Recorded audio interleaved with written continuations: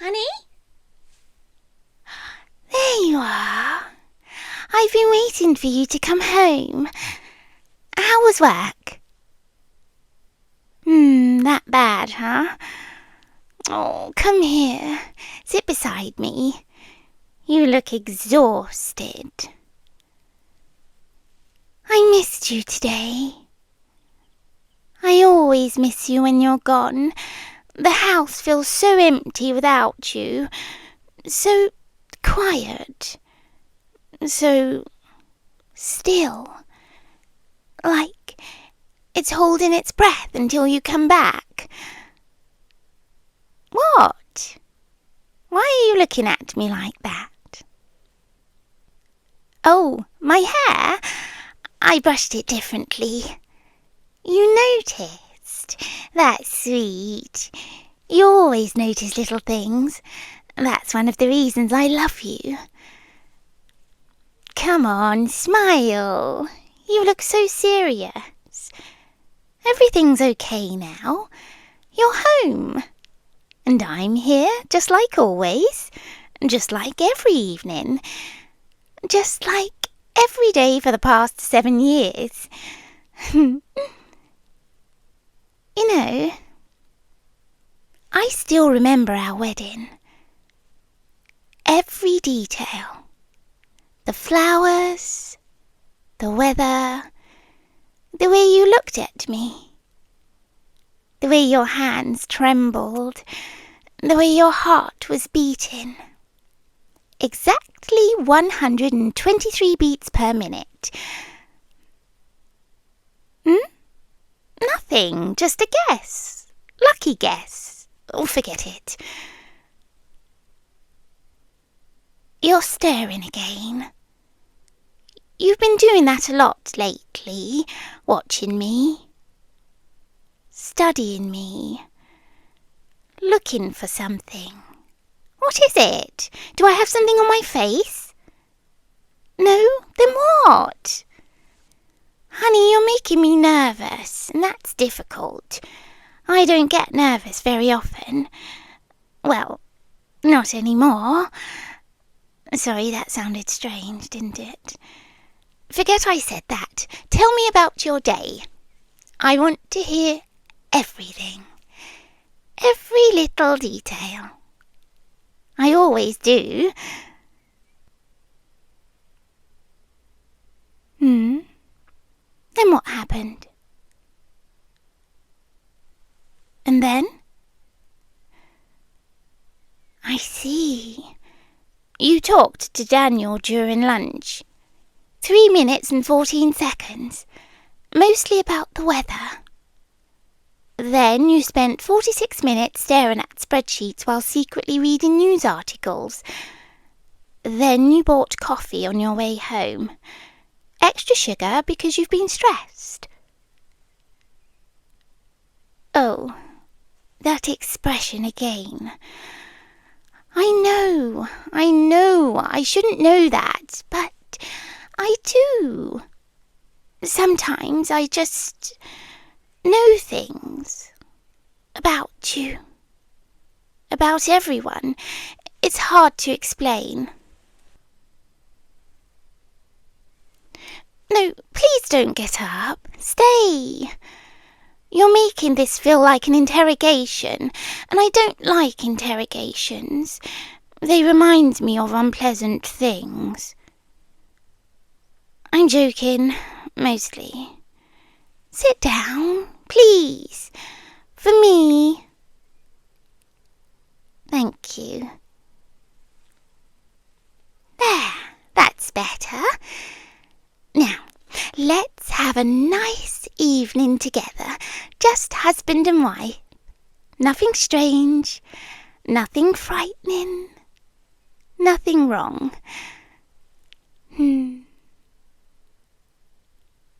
Why are you looking toward the bedroom? No reason? Sure. No reason at all. You checked again. That's the 3rd time. Are you expecting to find something in there?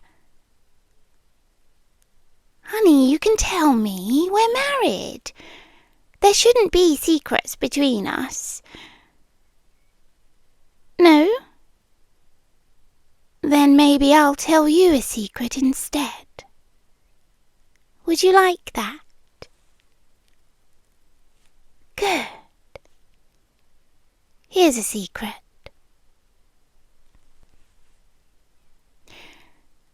I know you've been measuring me.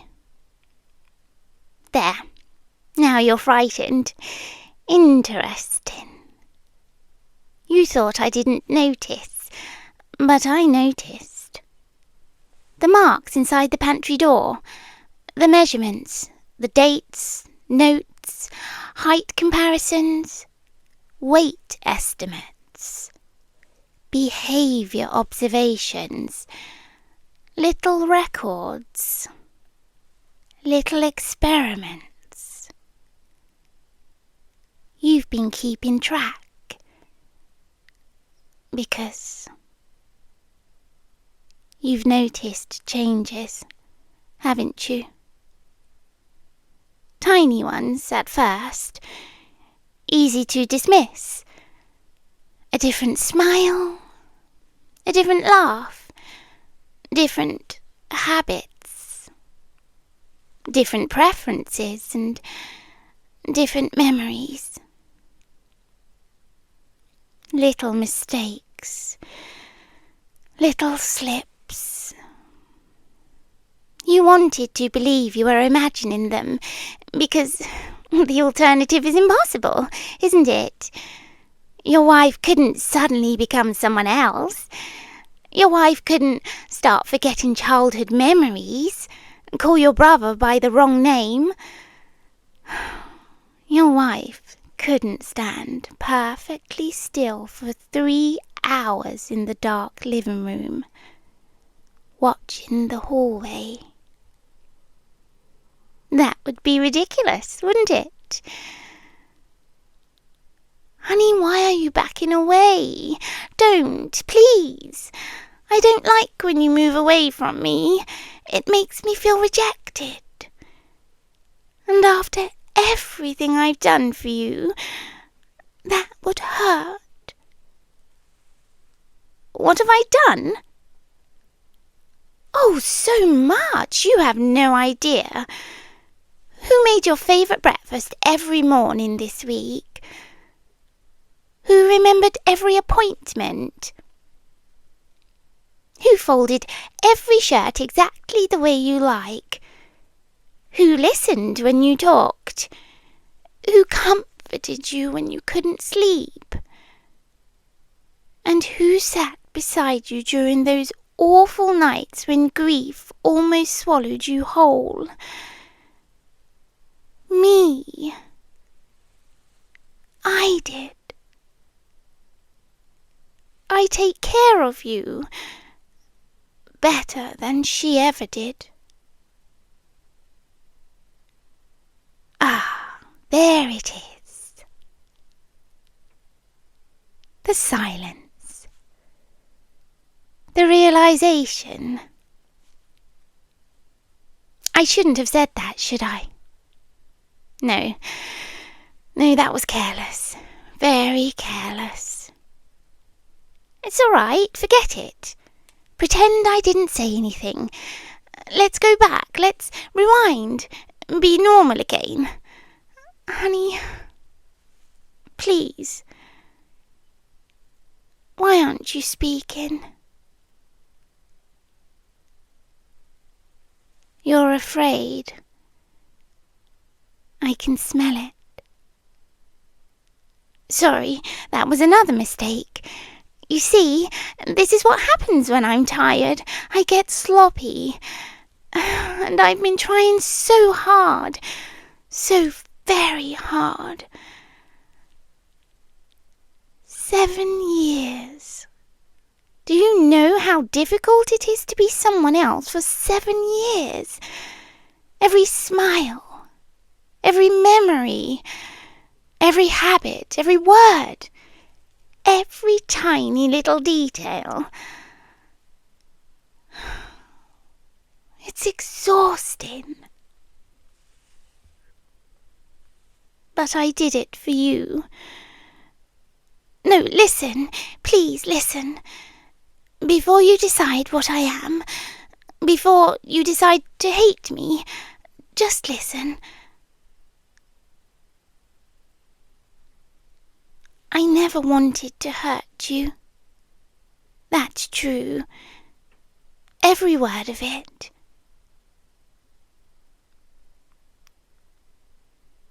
I found you after the accident. You remember the accident? Of course you do. How could you not? The rain, the road, the twisted metal, the screaming. You survived. She didn't. You never saw the body, did you? No, you didn't. Because by the time anyone arrived, I was already there. And she was gone.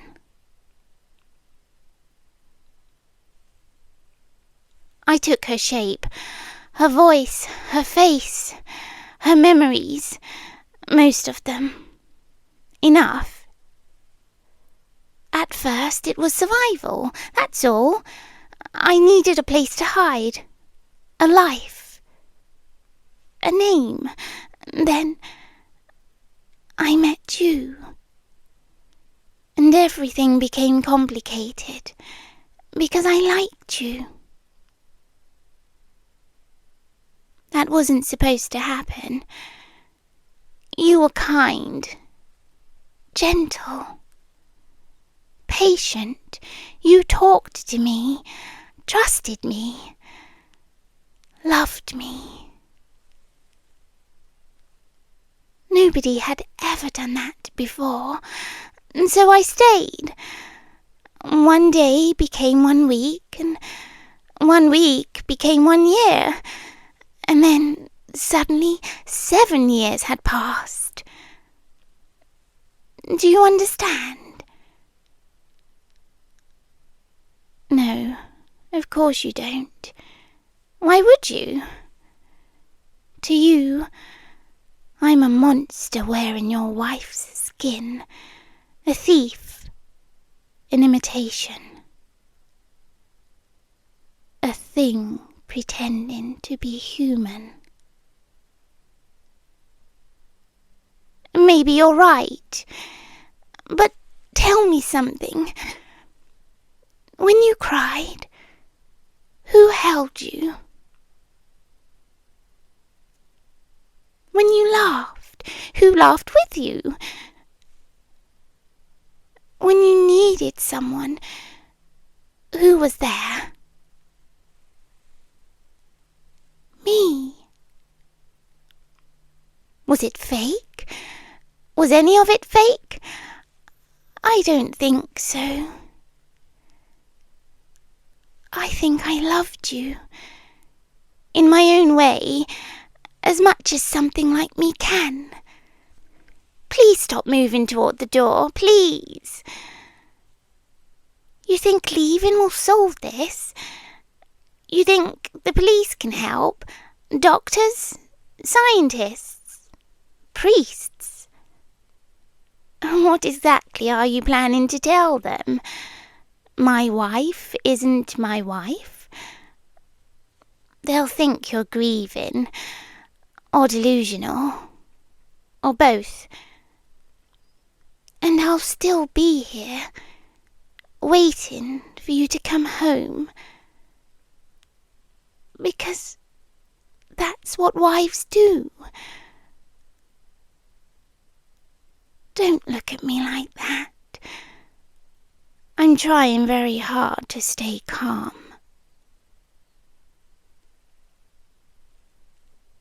Do you know what scares me? Not being discovered, not being hunted, not even passing away. What scares me is losing you. That's the terrifying part.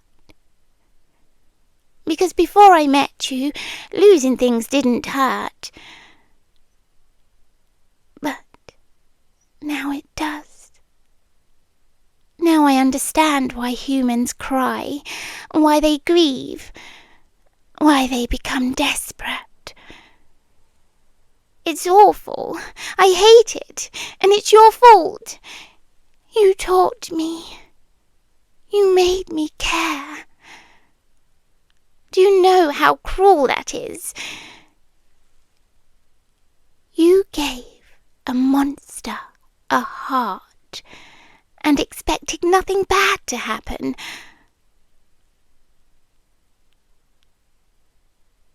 Honey, look at me. Please, I know you're frightened, I know. I can see your hands shaking. But I'm still me. At least, partially. The part that loves your terrible jokes. The part that knows how you take your coffee. That memorized every line on your face. The part that waits by the window every evening for you to come home. That's real. Maybe everything else is a lie, but that's real. You know, there's another secret. A worse one. I wasn't supposed to tell you any of this. My kind aren't supposed to get attached. We're supposed to move on. Take a shape, use it, discard it. That's how it's always been. But I stayed. And they noticed. They're watching now. Waiting. Watching us. Watching me fail because I slipped. Because I got careless. Because I started thinking like a human. Because I forgot that humans ask questions. And because I love... No. Don't make that face. Don't look hopeful. Hope is dangerous for both of us.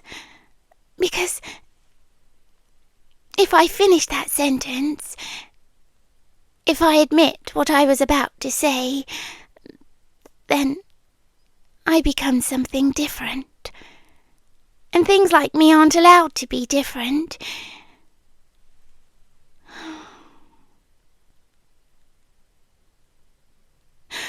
You hear that? No, of course you don't. They're getting closer. I don't have much time. Listen carefully. You need to decide right now. You can leave. You can run. You can spend the rest of your life wondering whether any of this was real. Or you can stay. Stay with the thing pretending to be your wife. Stay with the liar, the thief, the monster. Stay with the creature that spent 7 years learning how to love one human being. I won't stop you either way. That's another thing that makes me defective. I should stop you.